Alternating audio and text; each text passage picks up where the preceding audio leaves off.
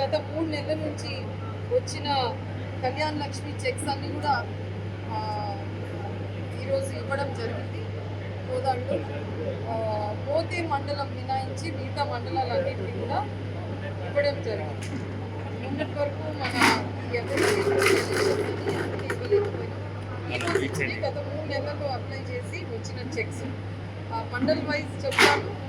అనంతగిరిలో 62 checks, చిలుకూరులో 60, Kodad రూరల్లో and town కలిపి 202 checks, ములగాలలో 90, నాడిగూడెంలో 56, మొత్తం కలిపి 470 చెక్స్. దానికి ఈరోజు ప్రభుత్వం నుంచి కళ్యాణ లక్ష్మి కింద వచ్చిన రకం 4,70,00,000 ఈరోజు విడుదల చేసినారు.